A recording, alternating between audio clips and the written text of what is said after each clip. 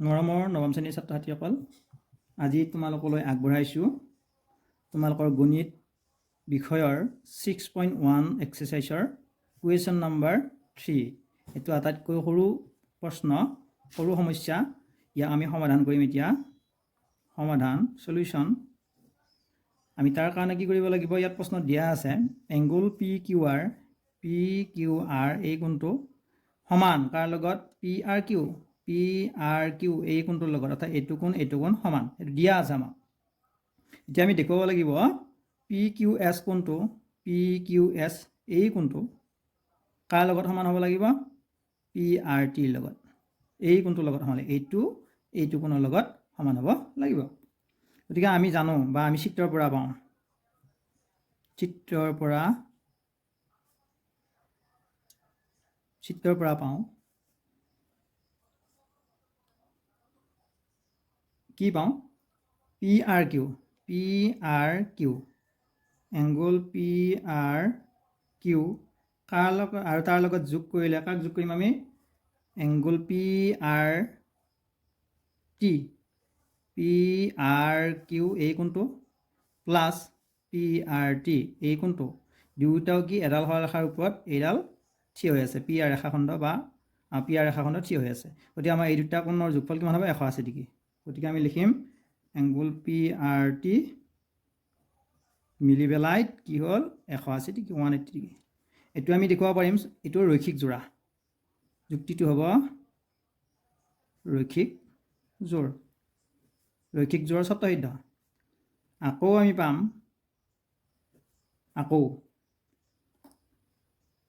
কি পাম? P Q R এই কোণটো angle P Q R plus angle P Q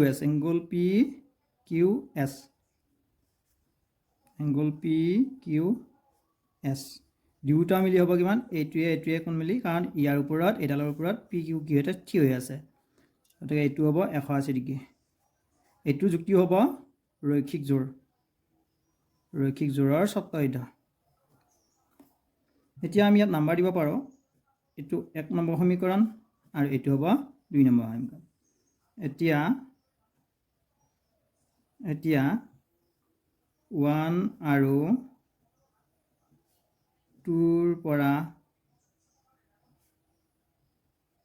পাওঁ, কি পাম?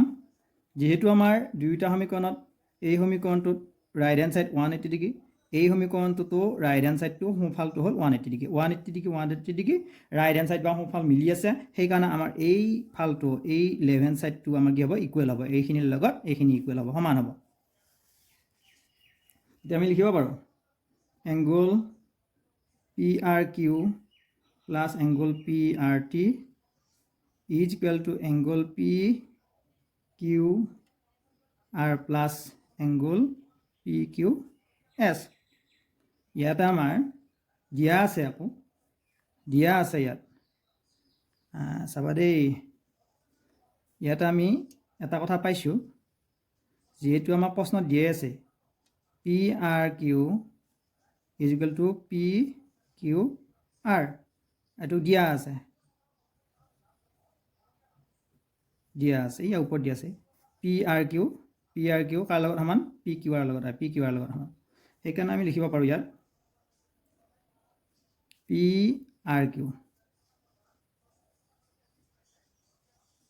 পি আৰ ঠাইত আমি লিখিব পাৰোঁ পি আৰ কিউৰ ঠাইত পি কিউ আৰ লিখিব পাৰোঁ, P Q R plus P R T is equal to P Q R plus P Q S. ইয়াতে আমাৰ এইটো পি কিউ আৰ, ইয়াতে পি কিউ আৰ, দুয়োটাকে আমি উঠাই দিব পাৰোঁ, এইটো এনেদৰে কাটি দিব পাৰোঁ। আমাৰ থাকিল কি? P R T is equal to P Q S. গতিকে আমাৰ ইয়াত প্ৰমাণ কৰিব দিয়া কথাটো পি কিউ এছ সমান পি আৰ টি এনেদৰে ওলোটাই লিখিব পৰা P Q S is equal to P R T. তোমাৰ প্ৰমাণিত হ'ল,